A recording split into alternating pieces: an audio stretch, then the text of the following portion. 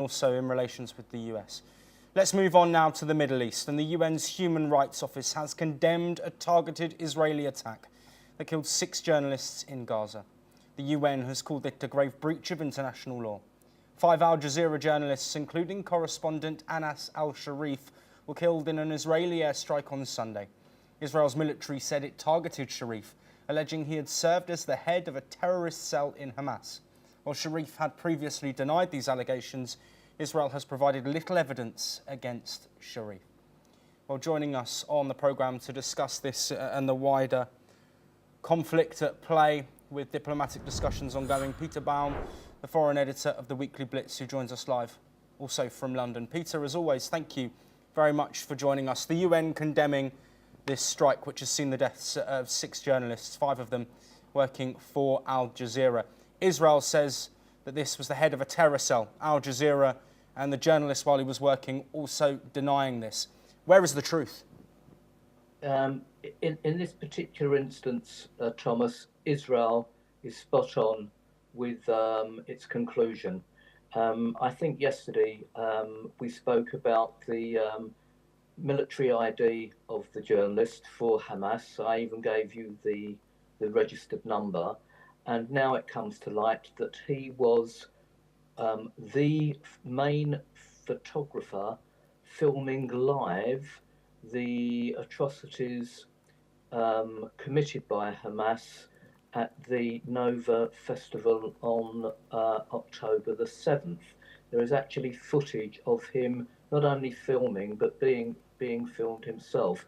Now, if you're an independent journalist or working for Al Jazeera, it is more than a coincidence that you'd be at the scene of one of the most heinous crimes in history inflicted on people attending a music festival.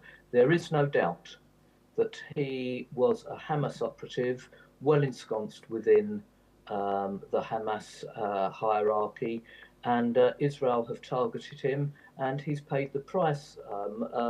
Now, whether his colleagues were also Hamas operatives, we don't know.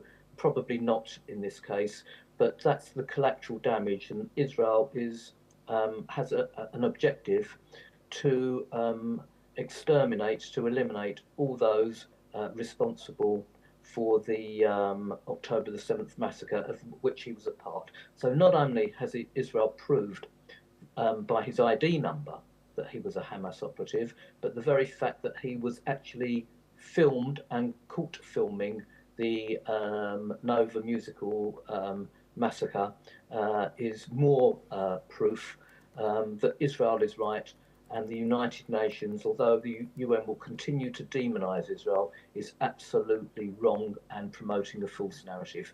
Undoubtedly, this so-called journalist was a Hamas operative. Of that, I'm convinced. Yes, well, Peter, thank you for providing some insight there. Of course, there have been several reports of incidents of journalists being killed. A lot's denied by Israeli forces. It's, of course, very difficult to get a true understanding of the situation on the ground because of the limitations to reporting. You're a journalist as well, so you understand the difficulty in this situation. But let's now look at the broader picture. Of course, blasts have been heard in Gaza City after Benjamin Netanyahu announced that he would look to take control of Gaza City and assume control of Gaza itself. The conversation surrounding that has continued, with Anthony Albanese saying that Benjamin Netanyahu is ignoring the situation, in denial about the situation in Gaza. He is another leader of many who have spoken out about the situation in the enclave. Do you think this reaction from world leaders that is continuing to grow in condemnation to the situation in Gaza is going to impact Netanyahu's plans moving forward? No, I don't. The only world leader that would be able to impact Netanyahu's plans is Donald Trump. As soon as the Trump administration lose patience or decide to reverse their current policy, then Netanyahu will have the green light to go ahead and achieve his military objectives in Gaza, which is the complete destruction of Hamas as a military force. The other world leaders, such as Albanese, are playing to a domestic audience. They're under pressure by the protests that we see regularly in our Western capitals and cities, these anti-Israel, anti-Zionist, even anti-Semitic weekly protests. So the world leaders, understandably, are trying to appease their domestic audience, but the only influential world leader that will change Netanyahu's objective is Donald Trump. He's the one that will decide how far the Israeli cabinet are to go. It looks as if that Hamas are under the most severest pressure they have been since the conflict began, because even the Arab countries previously, if not supportive of Hamas, certainly unsupportive of the Trump administration's objectives, are really putting pressure on Hamas to lay down their arms. And if a Palestinian state is to come into being, Hamas will have absolutely no influence within that structure. Yes, Peter, very quickly before we let you go, of course, comments from world leaders. You mentioned protests that are happening across the globe, but also within Israel as well. What's the impact of these protests on not just the ongoing military operation, but also the government?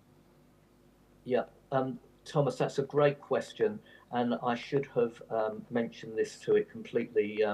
I had wanted to note it, but it completely slipped my mind. Of course, domestically, the Netanyahu government is under huge pressure, and that will certainly influence Trump's thinking. If Trump believes that the sway of public opinion domestically in Israel is against Netanyahu, and currently the majority are still for him. But if that balance changes, then I'm sure we'll see the Trump administration's policies change too.